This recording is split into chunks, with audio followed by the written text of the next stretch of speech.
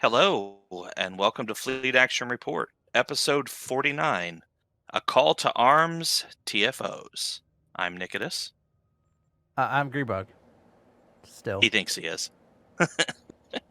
Are you the real Grebog, though? Sure. Just making sure. Just making sure. For those who have not been following us, I am at Nikodas in game, and the reason I tease him about being the real Grebog is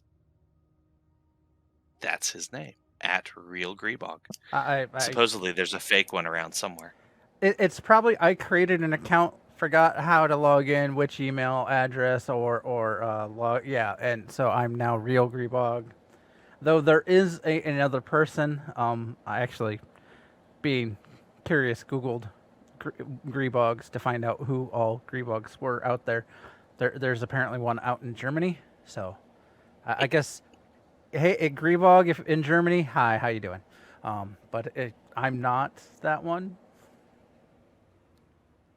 Not yet. You could be.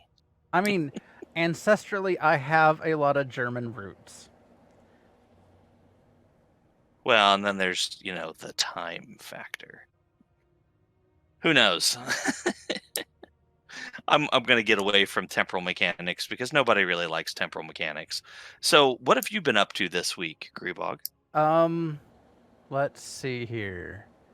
I I was playing sniper in a Star Wars game. I sniped people. Someone regretted giving me a sniper rifle.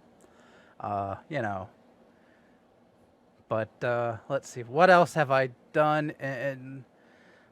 Hey, good news on the World of Warcraft front. We killed Sire Heroic, Sire Denathrius. I actually put a YouTube video up, not on the Fleet Action Report page, because well, that would be silly. Not a lot to do with World of Warcraft. I put it up on my Grebog YouTube account. If you really care, it's a little glitchy because I didn't do what I normally do, which for Fleet Action Report, I record a copy of the show onto my hard drive, and when I was streaming that, I opted not to because I don't know. It was mainly just for streaming, and I didn't think I don't know. I wasn't thinking about actually doing a video, but then after we got done, I was like, why not? And downloaded it from Twitch, and then it got really wonky. But I did what I could to get it up, and yeah. So, yeah.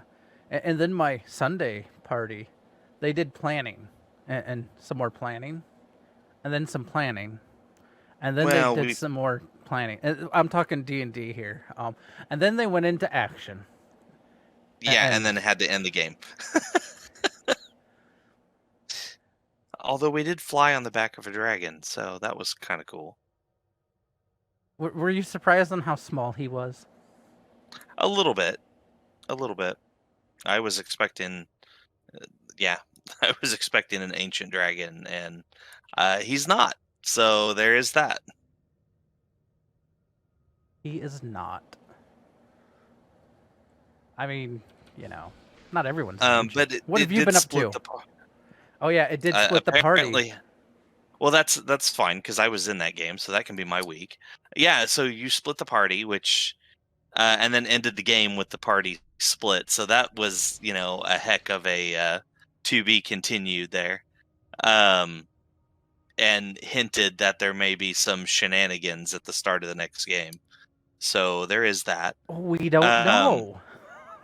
yeah, well, we don't. You might, DM.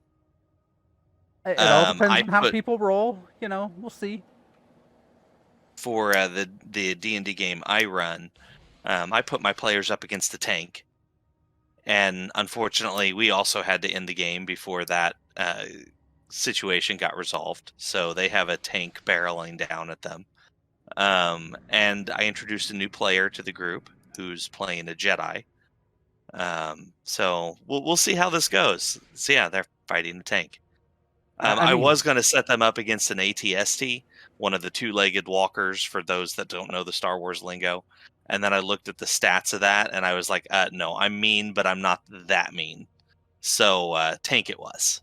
I could have made the new player re-roll pretty quickly, You but could I have. didn't. That's true.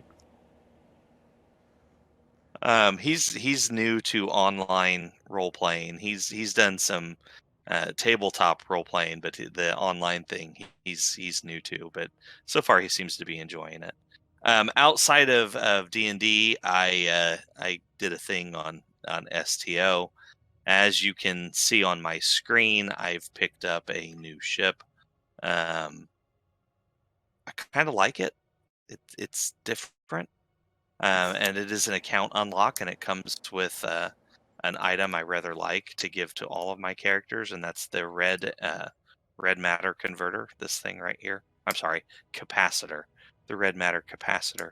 So I now have a way to give that to all of my characters on my account. Isn't So that there is also? that. Isn't the red matter also on the Lobby or not Lobby? No, it's in The the Phoenix Phoenix. store. Yeah, but I technically have a way to put it on all my characters now, without spending dilithium on it. So there is that. Cool. Um, this is a fun ship. It's technically a science build, and I don't fly a lot of science ships. But even with a 4-2 weapon setup and no experimental, I'm finding I really like this ship.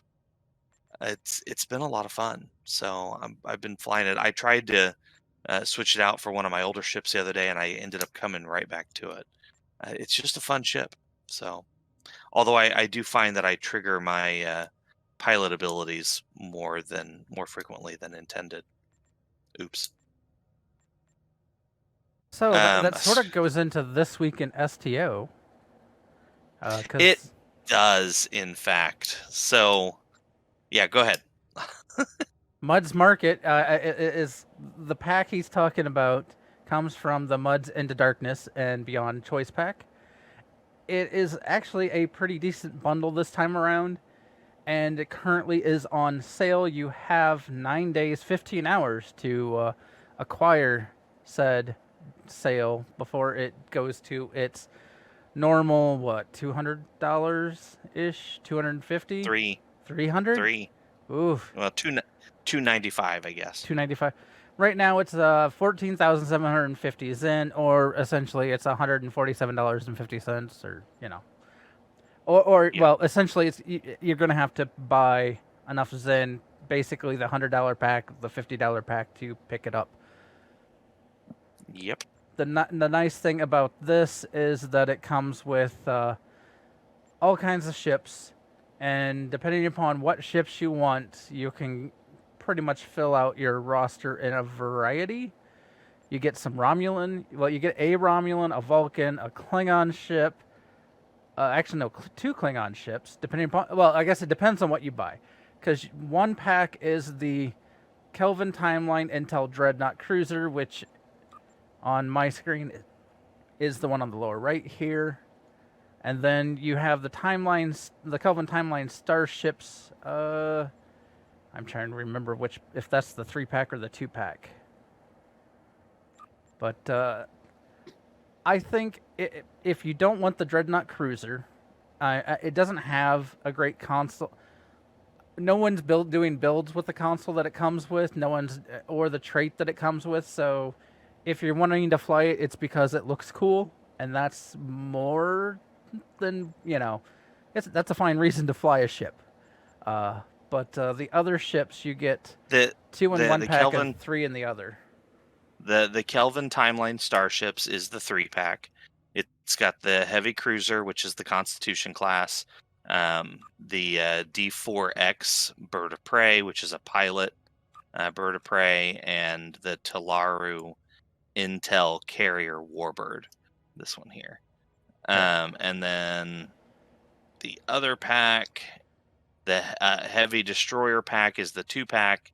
You get the Kelvin D7 and the it's the Kelvin, the Kelvin class. I forget what it's called in game. It's a destroyer.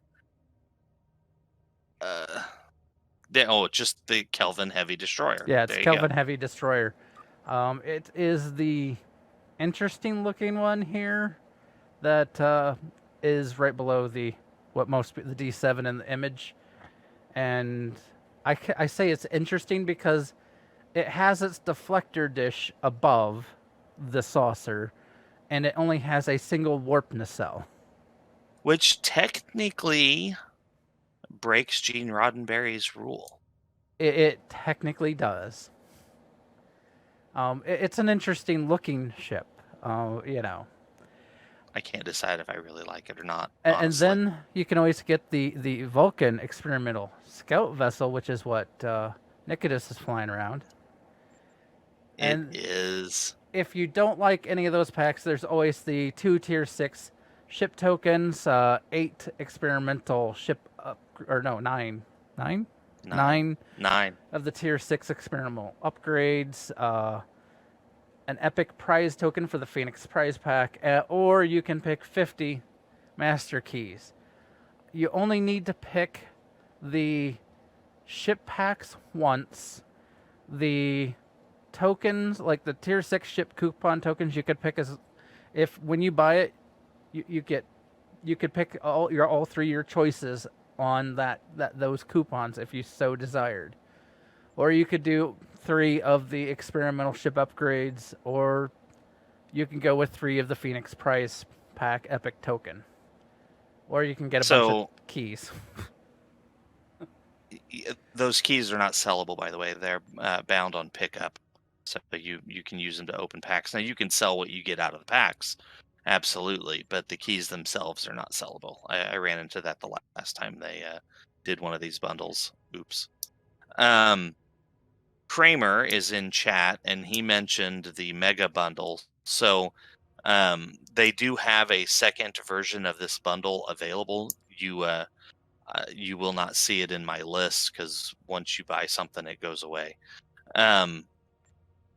But the Mega Bundle, the full price is 60,000 Zen or $600. It is currently on sale 50% off, so $300 or 30,000 Zen, and you get every item in this pack. You don't have to make a choice. You don't get 3 of them. You just get everything once. So that is an available option there for those who want everything. You do get a total of 10 ships with that, which basically puts each ship at 3,000 Zen. And then with 9 of them, so you'll get 10 ships. 9 of them will be account-wide unlocks, with the 10th being the Phoenix prize pack ship, which will be character only. So there is that if you want to spend all that money. I'm taking care of something. I saw that. I saw it go away as soon as it popped up. That was pretty cool. All right, so we also had a double EXP weekend that ended today. They run those periodically throughout the year, so if you did not get the bonus level experience there, you can always watch out for the next one they do. And then we are still in the Only Quonos Endures event, last until June 24th. The reward is a ground set, which I was lucky enough to pick up today, sitting right here in my inventory, which I have not actually used yet. But it's got dual nanopulse disruptor pistols, a assault nanopulse batleth, assault personal shield, and Imperial assault armor. So it's a full ground set. I have it sitting here because I intend to check it out and use it. This character uses phasers primarily, but I'm willing to toss it on and give it a shot. I probably will end up using it on my Klingon at least for a little bit, and maybe the Romulans. So the disruptor pistols obviously deal disruptor damage, but the batleth deals plasma damage. I thought that was kind of an interesting difference there between the two. So we'll see how it goes. I'll let you know next show, because I'm sure I'll have tried it out by then. Double XP weekend is ongoing. It ended today. Yeah. Yeah, ended today, and then Lifetime sub. the is that still going on? Oh, July Yes. 8th. I guess it is. Yes. If you Okay, if so you you're can get. waiting for the lifetime sub to be on sale, it's been on sale and is going till July 8th. Oops. Um, well, unfortunately, if you pay attention to the STO news, you can catch sometimes at the start of when they're doing like a lifetime sub sale, they'll do like a 3-day half off crazy sale. And they actually did that this time. Unfortunately, 3 days is long past, but you can still get $100 off your lifetime sub. So instead of being $299.99, it is $199.99.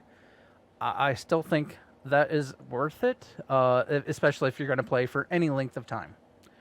The you essentially get $5 of Zen or 500 Zen a month. So, I mean, it takes some time to pay back, but it's kind of nice to get that stipend. Well, plus you get access to a couple of unique races. You get one unique ship for each faction. You get a bridge officer per character. There's a bunch of stuff you get with it. Your max amount of electronic credits is increased. There's all kinds of goodies that you get involved. Definitely, like I said, it's definitely worth it. Okay, so that takes care of this week in STO. That takes care of my week. Takes care of your week. Um, let's move on to our primary target. So we promised you guys we would run some TFOs, and that's what we're going to do. The first one we're going to hit today is Crystalline Catastrophe. This TFO is fairly popular still. There's a lot of people that still play this. The queues tend to go fairly quickly. There's only one phase. There's not a whole lot of mechanics to it. You just have to blow up the crystalline entity. Now, there are 2 points in time where you'll want to quit attacking it because it will absorb all the incoming damage and then reflect it back at everybody who is within a 10-kilometer range. And we'll go through that here after we queue up. This should be brutal and quick.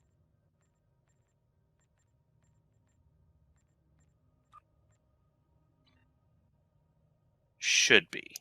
Not going to make any promises.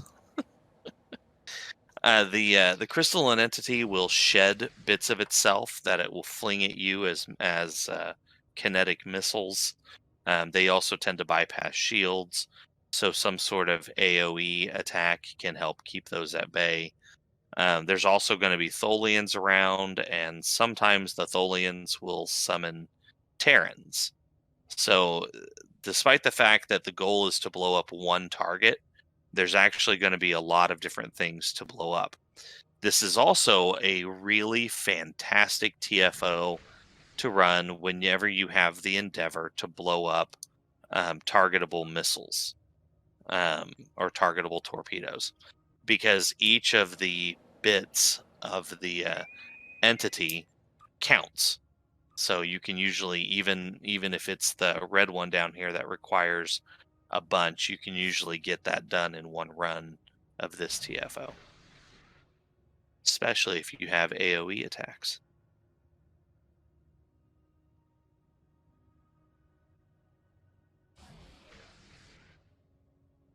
Well, it popped.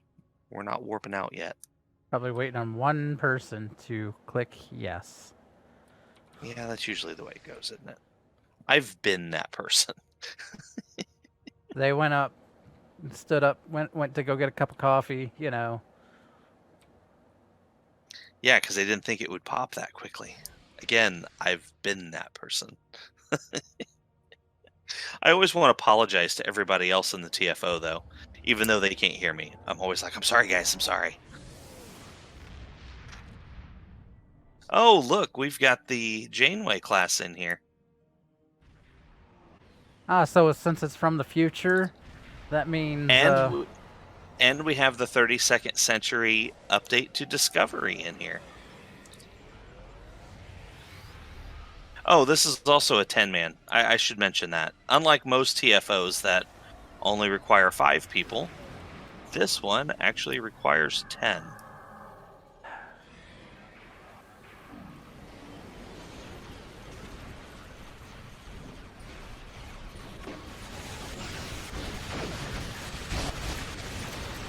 Okay, so it's absorbing its energy. You can see the bar going up there.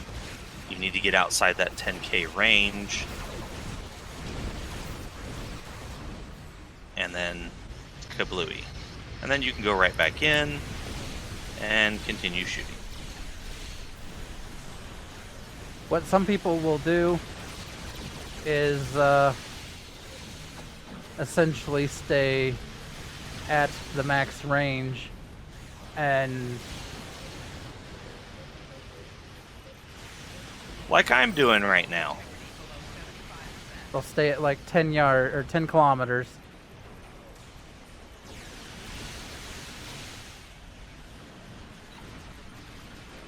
And just sit there at the edge.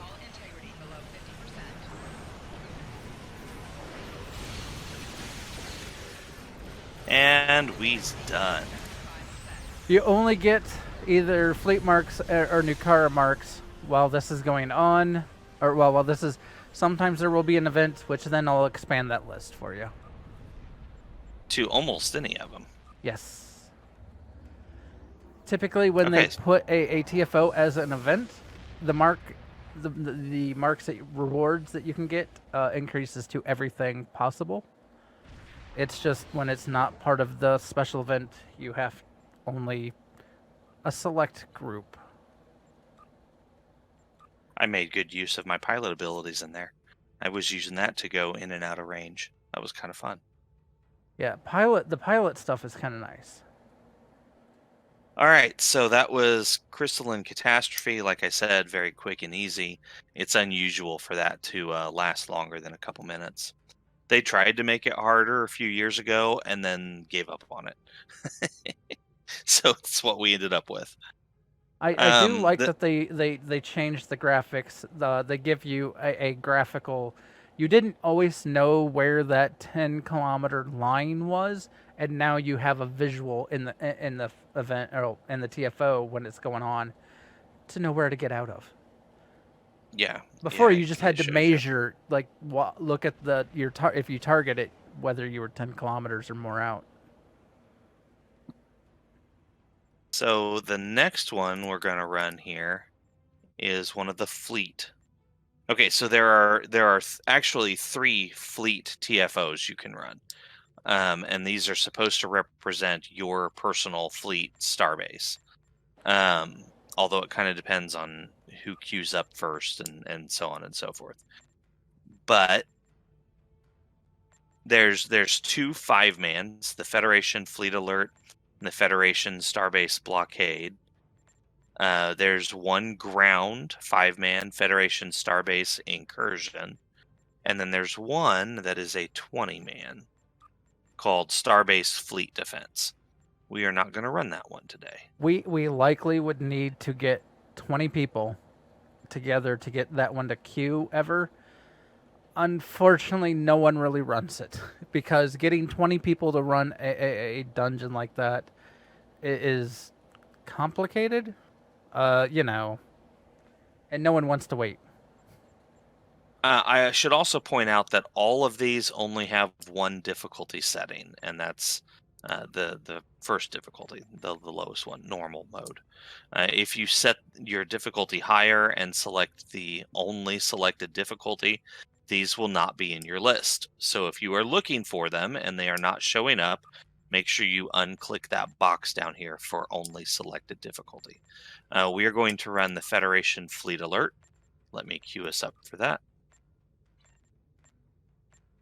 And then while we're waiting on this queue, I have no idea how long this queue will take. So while we're waiting for this, there are 2 phases to this TFO. Phase 1 is you have to defeat 4 waves of enemies. And then phase 2 starts once that one is done, and it's defeat the siege group. So the speed of this TFO is based on how quickly you can defeat your enemies. And I believe the enemies you were telling me the other day that the enemies that show up are based on your progress in the fleet. Yes. So depending upon, okay, since there's going to be 5 of us in the group, it will randomly decide which one of the 5 for the fleet starbase it's their home starbase. So if it were to pick Nikodas or I, you'll see the actual AIE starbase, which is a tier 4 starbase. Because we have a tier 4 starbase, we will see some. We won't see Undine. Those are tier 5, I believe. Well, Undine were the highest, so maybe I can't remember if it went all the way up to tier 5 or if tier 4 was the last addition. But essentially, the more progression of the starbase that you are protecting, the different enemies you can get. You can have Borg at the higher end. You can have, like I said, Undine. You can have, but on the lower end, you'll have like Nausicaans, Klingons. If you were doing this from the Klingon side, obviously you would have Federation instead of Klingon. But you can have Orions. You could have, you can have all kinds of stuff. People come in. That's kind of one neat thing is how you can get a variety of enemies quite simply. Tholians, I believe, are also an option if you get, depending upon the fleet starbase level. And remember, if you get Tholians, you're probably going to get Terrans as well. Yeah. Those Tholians love to summon their alternate universe allies. I guess I'd call them allies. I never actually really understood that. Like, in most instances where the Tholians show up, they are actually trying to protect the timeline. They do not like time travelers. They do not like ships or technology that is out of time. They mostly try to destroy that stuff or use it. Sometimes they'll gut it and use it for their own purposes, but mostly they just really aren't fond of that. But apparently they're okay with alternate realities. Time travel bad, alternate realities okay though. At least in STO, because they keep teaming up with the Terrans, which are the Earthlings from the Mirror Universe. So, yeah, I don't really understand that, but, whatever. Tholians. Boy, this queue's taking longer than I expected. I was just thinking that. I don't want to sit here all day and twiddle my thumb. Our viewers might get bored. The fleet blockade is very similar to the fleet alert. The main difference is instead of destroying waves, you are going and there are going to be freighters that will be coming from your starbase, and you have to defend them on their way out. You will have waves of enemies that will come, and you need to defend the freighters on their exit. And I think that's it. You just have 15 minutes of defending them. Yeah, so that TFO is actually on a timer. We were not going to run that today specifically because it's on a timer. There's no way to speed that up. You are just flying around defending these transports for 15 minutes. And when the 15 minutes is up, you're done. And then your score is like how many marks you earn is dependent on how many freighters were able to warp out. But just because it's on a timer, we were not going to run that today. However, the way it's looking right now, we may not be able to run the fleet alert either. I don't want to sit here and just be twiddling our thumbs all day, so I'll give it until 9:30, and I'll queue us up for a different one. Yeah, I was like, I'm going to warp to our starbase just to kind of show people what it looks like here, to kind of give people an idea. So here's the starbase. You would be flying around here, defending it. This is obviously the AIE of starbase at tier 4. We have one more tier to go, which we are actually making some decent progress. So I don't want to jinx us to give us a time frame on when that might happen, but you see these big structures. One, you have the gate behind us. You have a comm satellite that side. You have, like, there's the... You look on the map, you have 4 points. And when you are doing the defend the transports, they will be going essentially to the gate, and you have to guard them, protect them. Sometimes they will start, I think, at one of the remote locations and be heading that way, and the game will tell you head over here. Apparently, it canceled, or you canceled it. I canceled it. I'm gonna queue us up for a different one. In the 20-man version, or the 20-person, essentially you have to defend the 4 structures on the map. There will be transports there that you are defending, and basically you will have a group of 5 at each of those that you are constantly defending, and I think the end you end up having to defeat a siege wave as a group, and it's kind of crazy, if I remember correctly. So, because that queue was taking so long, we're going to skip that and move on.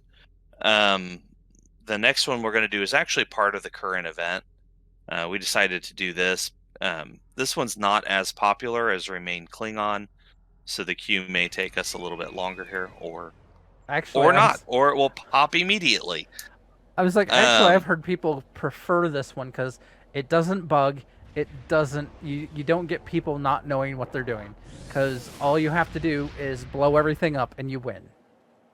Yeah, pretty much. I mean, there are some mechanics to it, which is what we're going to go over. There are. Oh, and you know what? I thought this was a different one. That's okay, though. So the first phase here, you're going to fly to these shipyards that are here on the ground, and basically blow up all the ships that are still docked. And I think we do this 4 times? You do 1 together, and then you have 3 targets open up, 3 of the shipyards, and essentially you can split up if you think you can handle the shipyards separately, or you can try to, as a group, go through and blow them all up together. I would recommend trying to split up because it'll probably go quicker. Well, and we're on a timer anyway, so... Okay, and the Lucaris here, the Lucara hits really hard, so watch out for that.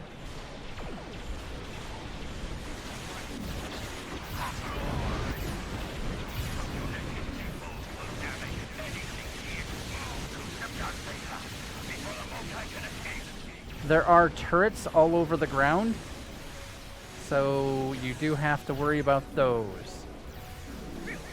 You can get out of range if you fly up really high, or if you are in a cloaked ship, that helps as well. You're going to beta?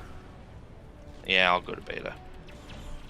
Where are the other two? We've already got some ships trying to power up over here. That's not a good thing. Normally Gamma and... I guess maybe you do 2 of them together. Yeah, there we go. Okay, so I'm gonna move... I went to Gamma. I kind of skipped Beta. Okay, I'll go to Epsilon then.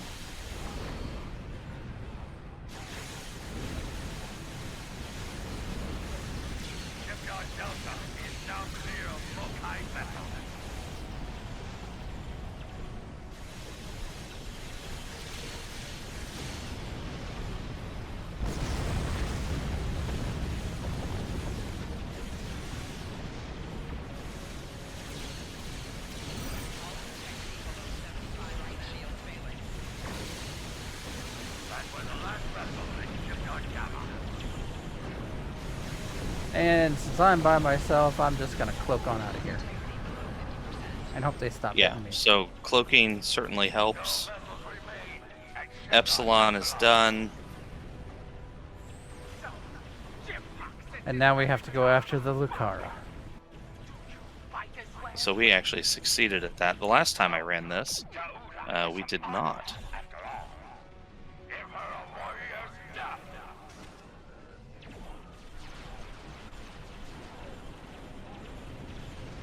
course, the last time I ran this, I was also in a cloaked ship, so avoiding the turrets was much easier.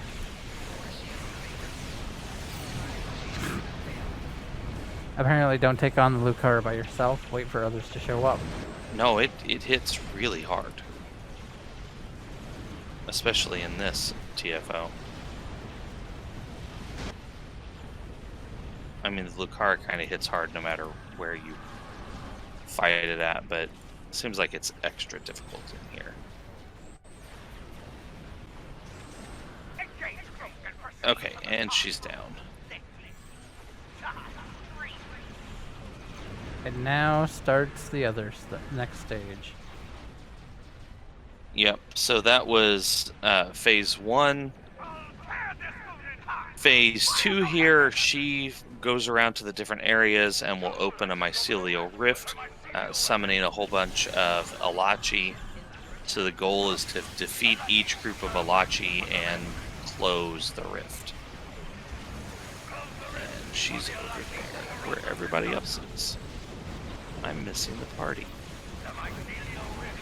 So each one of these areas has a shield generator. Has 3 shield generators and then a reactor. If you can blow up the reactor, then it will basically act as a weapon of mass destruction and blow up many of the enemies around here. If you are in that explosion when it goes off, it can also damage your ship.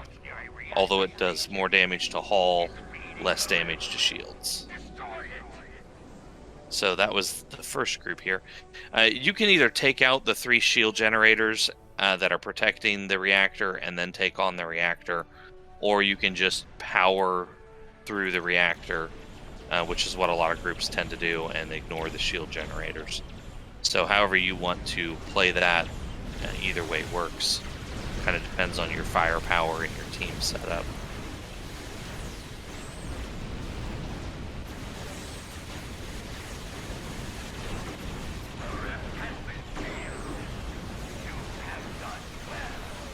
So there's the second one down. Blow up these walkers. Sadly, these walkers do not count as Tholian ships, though. I guess this is all Alachi. No, they don't really count as Alachi ships either. But yeah, knew what you meant. Yeah. To clear the zone, you have to clear the Alachi out. We have a fighter over here, and that's what the game's waiting for us to blow up.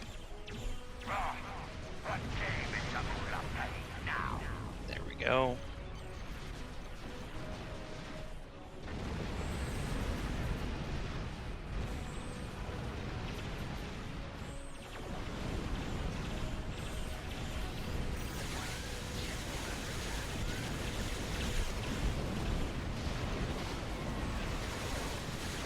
Ooh, that is a lot of enemies. Everyone have some shields. On this character, I have the Team Fortress, which is what I'm talking about when I say everyone have some shields. I almost put that on this character. I didn't have enough good consoles or better consoles, so it's not a bad one to have. I mean, it helps the team survivability, so... Yours too. Yeah, that's more why I have it. I was blowing up a lot with this captain. Okay, and we're done with this area. The last one we have to go to over here is Gamma. And as you can see, there are like that. You can watch people fly way up and over to get out of range of all these turrets, while I'm just stealthing straight ahead. And some people are just blowing them up as they go. I wished I had cloaking technology on this ship. It's the one thing I don't have.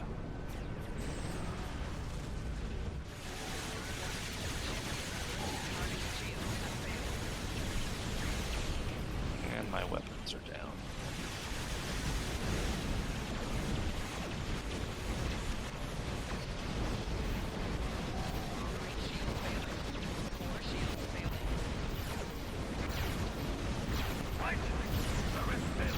Okay, so on this last one, you blow up the reactor, but the rift still doesn't close. The Alachi bring in something big to help finish things off. It's just a giant walker. Oh, and with Alachi, watch out for those cones. I'm going to activate everything here. Cooldown time.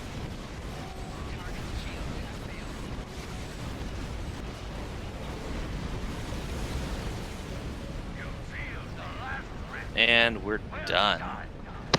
That wasn't a bad run. Cleanse the planet with tornadoes or space eddies. Since this is an event, you get to choose whatever marks you want from it. I'll go with Discovery, I guess. I'll go with how did we do? Did we get everything? Oh, we missed a frigate. So we were one frigate from a perfect score.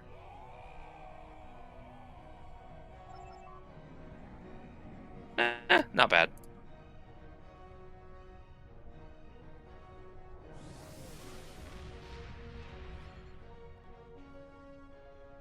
And again, if you want to return back to where you were, use the leave map button in the middle, not the debriefing, I'm done, get me out of here.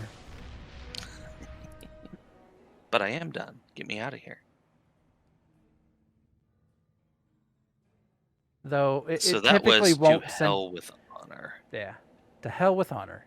Typically, it won't send you back to your fleet starbase if that's where you left from. Just to give you a heads up. So you guys have 10 days left in the current event. That is not enough to get the required 20 days of progress. However, if you have started, that is more than enough time to finish it up and get your reward. But even if you haven't started it, 10 days is enough to get a half price discount on the reward set here, the ground set. The buyout at 100% is, I'm sorry, if you haven't earned any progress, the buyout is 6,000 Zen or $60. So if you want the ground set and you don't want to spend 60, you can get up to half that just by doing the 10 days of progress left. It looks to be that it's going to be however many days left is 300 Zen plus, based off of what I was seeing. I don't know if that math's right, but I have 1 day left, 2 points. And if I wanted to, I could buy it out now, the last 2 points, for 300 Zen. Yeah, I think that is accurate. I mean, 20 days would be, times 300 would be 60,000. So I do think that tracks. You mean 6,000? Yeah, you know what I meant. As $60, not $600. Kramer has a question for us, and it's not a bad one. Well, no question's a bad question. Anyway, he's asking is there one mark that's better than another, and not really. It depends on what you're working for. If you're looking to try to get some certain gear from one of the factions, one of the reputations, then you're going to want to focus that one first. Or if you're just looking to help the fleet, you would obviously pick fleet marks. I would say right now, because the meta builds use the Discovery Shields and the Discovery Warp Core, that you probably would want to favor Discovery. Also, competitive. From the events, I would definitely also focus on you getting competitive marks, because outside of the events, getting competitive marks is near impossible. And you will need extras, because the competitive marks also, the competitive reputation, let me get this right, also requires this, the assessed stratagem. And normally you only get that from running advanced versions of TFOs, but nobody runs the competitive TFOs. So the queues are insane. Like, you can wait for hours and not have a queue pop.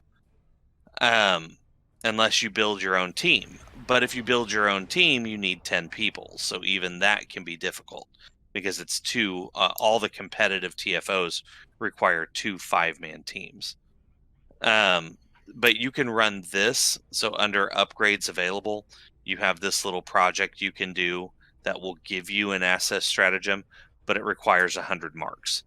So you're going to need a bunch of marks for this one to get the required item, which is the engines. These right here, the impulse engines. If you're lucky with the boxes, the daily boxes, you can get them out of that, but I don't count on that. I would say it's probably close to a 1% chance to get the stratagem out of that. Yeah, that's true. I mean, it can help though. Like if you only, as you're going along, if you're going to level it up anyway, it can help. But even here at tier 6, I have no stratagems, and the only thing I've bought from here was the innervated engines. This one right here. So, and that only takes 5 of them. So, it was hard to get, or sorry, 3 of them. So it was even hard to get to that. But yeah, so keep that in mind. You need 3 of them for the engines. So that's going to cost you 300 marks on top of what the engines will cost themselves. So yeah, competitive's a good one. What's the other one? Discovery. Discovery is a good one. It goes with, like I said, depending upon your build. Task Force Omega is not bad to pick up some marks because of the console from there, the assimilated console, also the kinetic cutting beam. Those are 2 things that are pretty nice to pick up. Not used in every build, but can be useful to help fill out a build until you get everything where you want it. And then the rest of them kind of depend entirely on what you are wanting to do. Almost every reputation has something that is useful in some way. You just kind of have to look through and find what works for you. Nukara is good for plasma. New Romulus is good for plasma. I mean, it just depends on what you're looking for. There's different weapons types for ground and space in here, and most of them are fairly good. Now, there is a meta, like we're talking about, but that doesn't mean you have to follow the meta. If you have a theme you want to do, that's okay. Just because you hear a lot about the meta, or even you see us do the meta here on our show, almost any build is viable. I mean, the meta is very specifically only necessary if you're wanting to chase the DPS numbers, which certainly is a way you can play the game, but it is not a required way to play the game. So I'll give you a great example. You want to be a Terran. You're trying to make your character as Terran as you can be. Level up the Terran task force. There's plenty of things in here that follow that theme. Photon torpedo launcher, phaser beam array, or disruptor beam array. There's different things you can do that follow a build. So there could be many different reasons to level these reputations, which is where I'm going with this. I'll quit babbling now. It's fine. I mean, there's people. Some people play for Space Barbie, which is a fine and fun way to play. I mean, unfortunately, if you chase the meta or you're trying to eke out the damage, you're going to ruin your beautiful setup. Because unfortunately, that it will require you to have certain sets, certain weapons that don't match the other. Like, even if you go with a disruptor build and you go with the current Space Barbie, well, you have the current meta space disruptor set going on, you're going to end up having at least one weapon that is going to fire in a different color, because there's a Nausicaan beam array for, or yeah, because like I use the like spiral wave disruptors on my one ship, but I have the Nausicaan beam array, and those two different types of weapons, both disruptor, different colors. And I kind of wish, as I think Tabitha and I were talking the other night, that they did a visual for your weapon, so you could play Space Barbie and not have to worry about what your weapon setup looked like if you really wanted to. Just add in on the status of the ship on visuals. Just add another slot there for your weapons. Oh man, that would be cool. Like That I've been trying to make all my weapons pulse phasers because I love the aesthetic for the pulse phasers. from the Discovery Um, stuff. yeah, Yeah, yeah, but I mean, obviously you can't do it with everything because it just doesn't work, right? yeah. I even spent a lot of money to get the pulse phaser Omni, because I want to do the pulse weapons. But yeah, to follow my stuff, like one of them I wanted to do was the Lorca set, so I've got that going on. I mean, the visual would be cool. Just being able to set your ship visual and ignore it would be really really cool. Definitely. And they may do it someday if enough people uh, request them. I was gonna say hassle them, but don't hassle. Maybe suggest, request, send to talk to Cryptic somehow through Twitter Forums, go to their forums. forums. You know, if enough Twitter people works. start talking about it, they might put it in.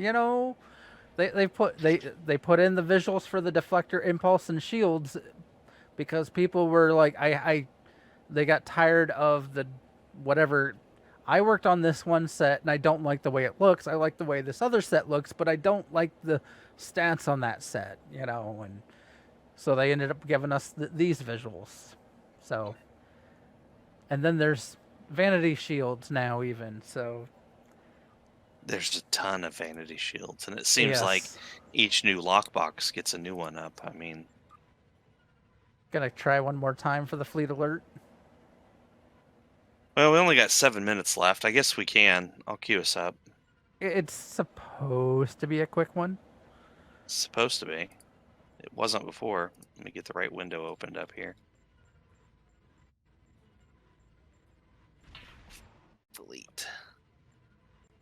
There we go. Fleet alert. Let's see what happens. And there's my little purple comment for you guys that are watching my screen. Traits. There are all kinds of traits out there.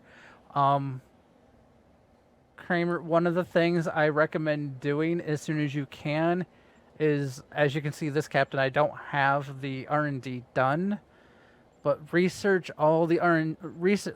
Like if you're going to do a beam ship, research beam up to level 10 as fast as you can, because there's a trait that you will unlock at level 10, and then you'll want to do the other branches here, and I just on this captain, I just keep queuing up and letting it sit in the background and don't even think about it.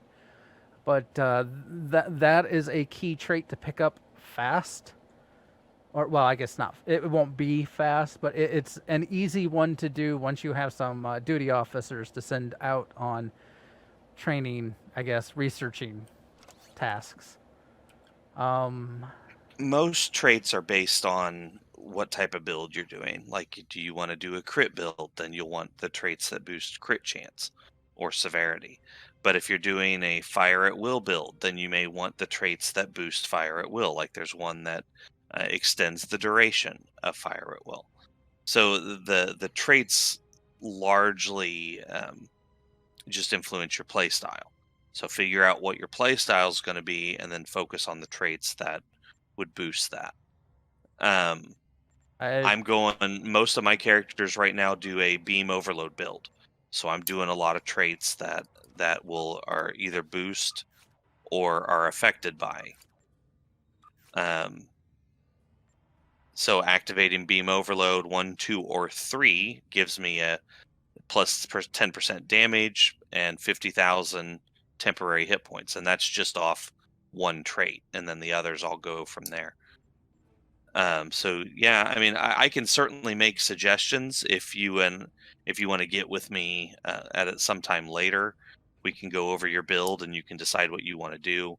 We've also done shows in the past. We've done a couple deep dives where we very specifically named a few starship traits for a build. My beam overload build was one of those.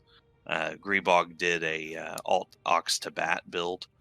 So you can, if you look up our older episodes, you can find those. We are planning on doing some more deep dives after our 1-year anniversary. One of us is going to do a torpedo build, and we'll go over, needed traits for that. And then the other one's going to do an EPG build, or what they're now calling space magic. And there are specific traits that you'll need to make that work. Well, you also have bridge officers with their traits as well to worry about. Yeah, that too. If you can't get Romulan superior operative, then you should go with Jem'Hadar for their. Well, if you have the Vanguard Jem'Hadar, because they have an engineered soldier space ability that gives you plus crit and crit severity, no matter So they are typically considered second to the superior operative. I don't know if I have a. I was like, I'm not sure if I have a superior operative on I do. this captain. I do. I've got 2 of them. So what we're talking about is this right here. So on my Romulan TAC, superior Romulan operative, it adds plus crit and chance and severity, and it reduces the cloak cooldown. Obviously, I don't have a cloak on this ship, but each one of these officers adds a plus 2% crit chance and plus 5% crit severity. So I have 2 of these guys, so it's 4% crit chance, 10% severity. If you play a Romulan, you can actually get an officer in every bridge officer slot that has superior Romulan operative. As a Federation, Klingon, or Dominion character, you can only have TAC versions, tactical characters with this. So you're kind of limited on how many you can have depending on what type of ship you're flying and how many slots you have. And then for KDF, there is a trait that people love to get that is called Pirate. Which is right here. Do you actually have a captain or a bridge officer with it? Yes, there is a episode reward that gives, or an episode that rewards you with a hierarchy bridge officer. This bridge officer comes with 2 space traits. He's got efficient, which increases your ship's power levels, and pirate, which is a straight up damage boost. In this case, it's a 1.5% damage boost, and this is all damage. Everything gets that boost. Nausicaans are the other way to get the pirate bridge trait. I don't know if there is a superior pirate. That's funny to think about. Not that I have found. But basically, as far as BOFs go, or bridge officers, you're looking for any bridge officer that has a space trait. Even like the Julian Bashir hologram has leadership and space warfare specialist as space traits. Let's see. This is a Krenim. Krenim has temporal, either temporal tactical, temporal engineering, temporal science. Basically, it reduces your officers' cooldowns. So, like in this case, it's temporal engineering. So all of my bridge officer engineering abilities have a cooldown reduction. Sometimes these can be hard to find. Most bridge officers that you get, especially the ones you get from leveling, have all ground traits, as you can see here. So it can be kind of a challenge to find the ones with space traits. And then even then, not every space trait is great. My human here has leadership, which adds to your hull regen rate. Sure, that's not awful, but the goal is to not take damage, so that one's not great. The big one is that superior Romulan. That's the one everybody online, the meta that everybody tells you to go after.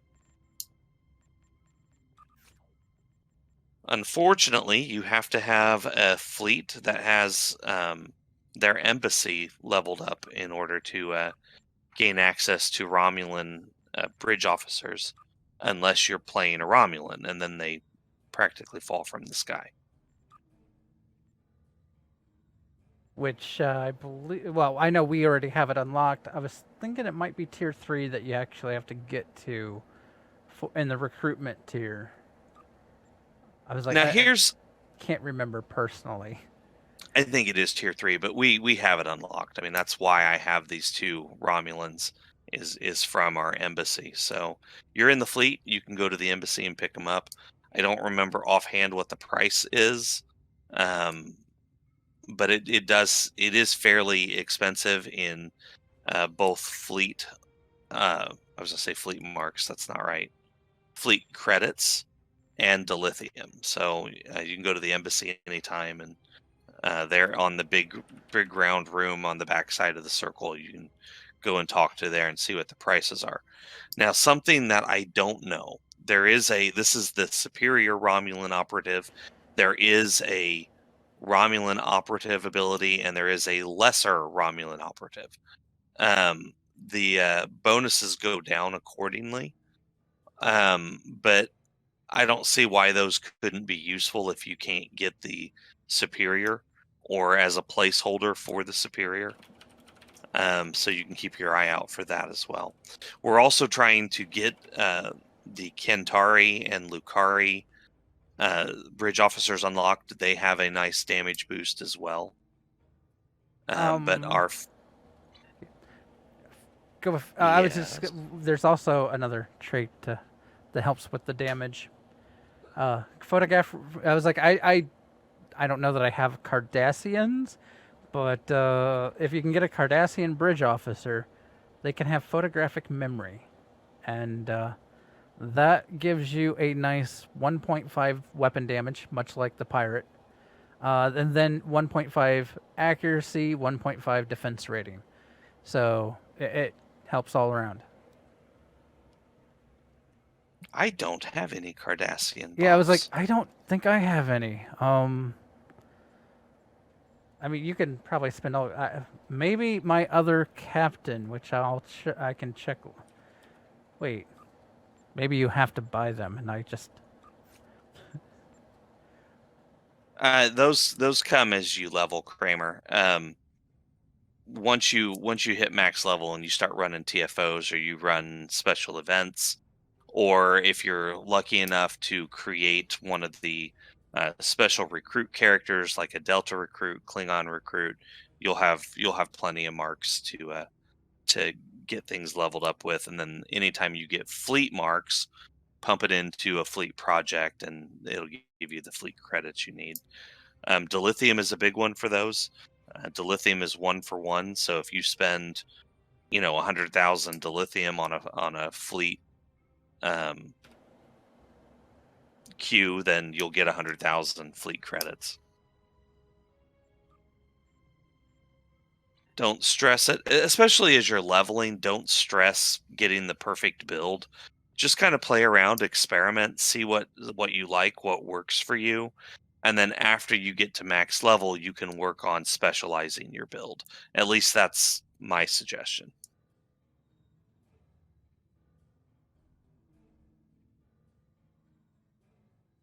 All right, guys. So we're actually almost 10 minutes, 5 minutes past time here. So we're going to close out for the night. Um, Next week, we're going to once again start prepping for our PvP episode. Coming up, we're going to go over Polarons, Polaron weapons, and try to tell you what sets and equipment you'll need to maximize a Polaron build. I actually am naming the episode Polaron Dancing because why not? You gonna dance for us then? I might dance in my seat when people blow me up when we do the PvP episode. Does that count? Sure. Do you want to mention the fleet before we sign off? I'm sure anyone that has looked at the fleet holdings, you guys are like killing it.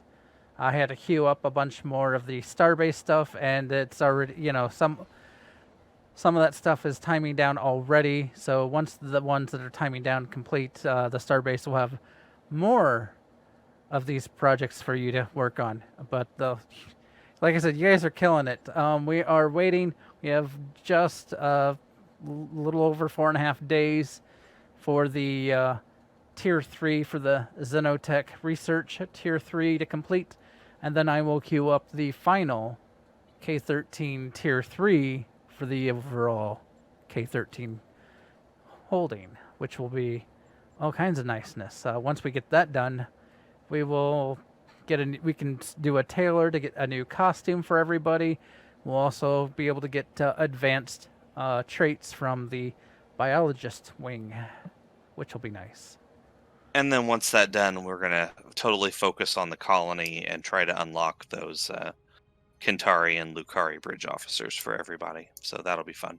I did recently add a embassy project to get some more provisions. I noticed we were getting we weren't out, but we were getting low on one of the provision types. So I did add in a colony embassy provision, so that way we can make sure that people won't run out of whatever they need. If they need to go buy a Romulan tactical officer, they can go buy a Romulan tactical officer, and they don't have to worry about it.